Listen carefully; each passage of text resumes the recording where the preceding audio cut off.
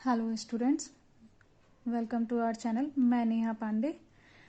पिछले वीडियो में मैंने आपको थॉमसन मॉडल के बारे में बताया था, जिसमें एटम को वाटरमेलन या केक से कंपेयर किया था थॉमसन ने, जो कि रिजेक्ट हो गया था क्योंकि इलेक्ट्रॉन को तरबूज के बीज या केक की चेरी से कंपेयर किया था।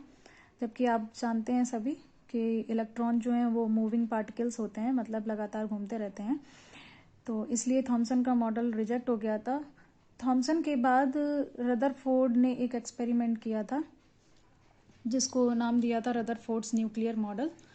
तो ये एक अल्फा रे स्कैटरिंग एक्सपेरिमेंट था। इसमें इन्होंने गोल्ड की फॉइल पर एक्सपेरिमेंट किया था। तो गोल्ड की फॉइल पे इन्होंने अल्फा रेज जो होती हैं, जो पॉजिटिवली चार्ज पार्टिकल होते हैं, इनका बम्बार्डमेंट करवाया था। तो इन्होंने देखा कि जब अल्फा रेज का बम्बार्डमेंट करवाया तो जो गोल्ड की फॉइल थी वहाँ से कुछ रेज सीधे स्ट्रेट लाइन में निकलती चली गई। अब स्ट्रेट लाइन में जब रेज निकलती चली गई, मतलब अल्फा पार्टिकल्स जो हैं वो सीधे निकलते चले गए, तो इससे ये पता चला कि जो गोल्ड की फॉइल थी उसमें गोल्ड क्या है, गोल्ड खुद ही एक एटम है।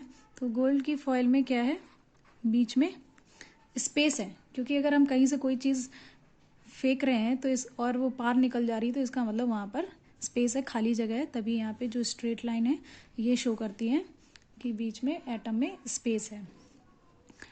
कुछ रेज आई और एंगल बना के निकल गए।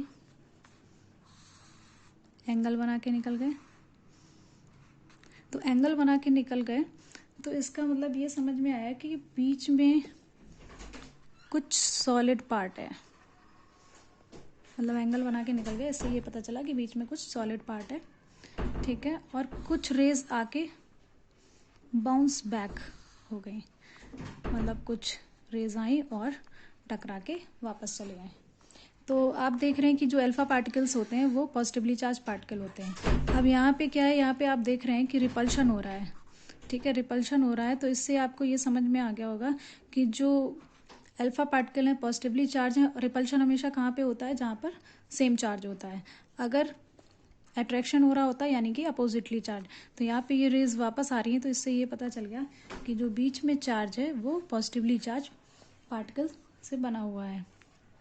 तो पॉजिटिवली चार्ज पार्टिकल्स क्या होते हैं, प्रोटॉन, ठीक है। तो ये प्रोटॉन से बना हुआ पॉजिटिवली चार्ज पार्टिकल का जो सॉलिड पार्ट है, इसको नाम दिया गया न्यूक्लियस का। न्यूक्लियस मतलब केंद्रक, ठीक है। और जो न्यूक्लियस के जो बाहर का जो एरिया आप देख रहे हैं, ये जो बाहर का जो एरिया है, इसको हम बोलते हैं एक्स्ट्रा न्यूक्लियर पार्ट। यहाँ पे इलेक्ट्रॉन्स जो हैं वो मूव करते रहते हैं, ठीक है। तो इस एक्सपेरिमेंट में इन्होंने ये बता दिया, जो रदरफोर्ड हैं इन्होंने एक्सपेरिमेंट किया, अल्फा पार्टिकल्स की जो है बम्बार्डमेंट करवाया, जिसमें कुछ पार्टिकल बिल्कुल सीधे स्ट्रेट निकल गए। इससे ये पता चल गया कि जो एटम है उसमें बीच में खाली स्पेस है। कुछ एंगल बना के निकल गए, मतलब कि सॉलिड बीच में कुछ ठोस है, सॉलिड पार्ट है। कुछ बाउंस बैक हो गए, यानी कि जो सॉलिड पार्ट है वो सेम चार्ज के पार्टिकल का बना हुआ है।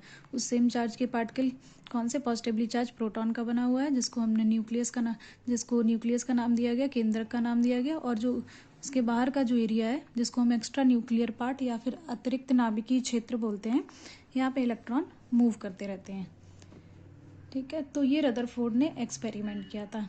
उसके बावजूद भी ये एक्सपेरिमेंट रिजेक्ट हो गया था। वो क्यों रिजेक्ट हो गया था वो मैं अभी को बताती हूँ। ड्रॉबैक बताने से पहले मैं आपको जो मेन फीचर्स हैं रदरफोर्ड एक्सपेरिमेंट के वो बता देती हूँ। जैसे कि अभी ये आप देख रहे हैं पहला पॉइंट कि most of the alpha particles are pass through gold foil in straight line. This proves that there is lot of empty space in atom. जैसा कि अभी मैंने आपको बताया ही था कि जो अल्फा पार्टिकल्स स्ट्रेट लाइन में निकल जाते हैं वो शो करते हैं कि एटम में एम्प्टी स्पेस है, खाली जगह है, परमाणु में खाली जगह है जिससे स्ट्रेट लाइन में निकल जाते हैं। Second point, some of the alpha particles are slightly deflected, मतलब कुछ एंगल बना के निकल जाते हैं, while a few are deflected through large angles, मतलब कुछ बड़ा कोण बना के या फिर बाउंस बैक होके आ जाते हैं। तो जो लार्ज एंगल है वो क्या शो करता है, वो दो मेन पॉइंट है, वो आपको मैंने बता चुकी हूँ पहले भी, कि there is a central part in the atom with very high mass, मतलब जो बीच का जो सॉलिड पार्ट है वो काफ़ी हाई मास का होता है, जिसको न्यूक्लियस का नाम दिया गया। और जो अल्फा पार्टिकल्स हैं वो पॉजिटिवली चार्ज पार्टिकल्स होते हैं और जो सेंट्रल पार्ट से रिपेल हो जाते हैं, मतलब प्रतिकर्षित हो जाते हैं जो केंद्रक है उससे। तो इससे ये पता चलता है कि जो सेंट्रल पार्ट है वो पॉजिटिवली चार्ज पार्टिकल का बना हुआ है। तो ये मेन फीचर्स थे रदरफोर्ड न्यूक्लियर मॉडल के। अब किस वजह से रिजेक्ट हुआ था वो मैं अब आपको बताती हूँ। रदरफोर्ड मॉडल का ड्रॉबैक इतना था कि रदरफोर्ड ने जो अपना एटम के बारे में जो मॉडल बताया था वो ये था कि बीच में पॉजिटिव चार्ज प्रोटॉन से बना हुआ न्यूक्लियस होता है और उसके जो बाहर का एरिया होता है वहाँ पे इलेक्ट्रॉन मूव करते रहते हैं, मतलब ये इलेक्ट्रॉन है, अब इलेक्ट्रॉन लगातार मूव करते रहते हैं।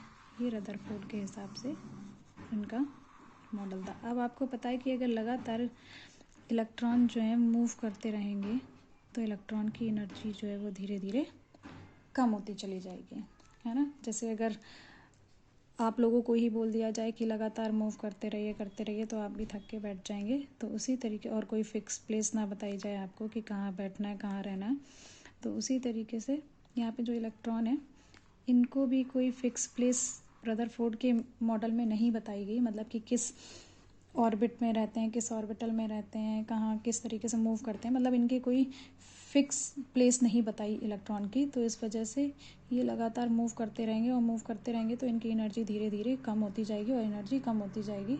तो एंड में इलेक्ट्रॉन जो है वो इलेक्ट्रॉन अपनी सारी एनर्जी रिलीज़ करते करते न्यूक्लियस में चला जाएगा, यानी कि इलेक्ट्रॉन जो है वो कोलैप्स हो जाएगा, ख़त्म हो जाएगा, और इलेक्ट्रॉन नहीं बचेगा तो एटम भी नहीं बचेगा, और एटम नहीं, और जबकि आप जानते हैं सभी कि दुनिया में एटम तो है। तो इस वजह से ये मॉडल रिजेक्ट हो गया था। इसमें आपको जो मैंने थ्योरी में भी समझा रखा है कि जो एटम की स्टेबिलिटी है वो रदरफोर्ड मॉडल जो है वो नहीं एक्सप्लेन कर पाता है, क्योंकि जो मूविंग इलेक्ट्रॉन होते हैं वो मूविंग पार्टिकल होते हैं, सर्कुलर पाथ में लगातार मूव करते रहते हैं, जिससे उनकी एनर्जी धीरे धीरे ख़त्म हो जाएगी, और एनर्जी ख़त्म हो जाएगी तो इलेक्ट्रॉन न्यूक्लियस में गिर जाएगा, जिससे इलेक्ट्रॉन नहीं बचेगा, इलेक्ट्रॉन नहीं होगा तो एटम भी नहीं होगा, और एटम नहीं होगा जबकि एटम दुनिया में प्रेजेंट है। तो इस वजह से ये मॉडल रिजेक्ट हो गया था। यही रदरफोर्ड मॉडल का दोष है।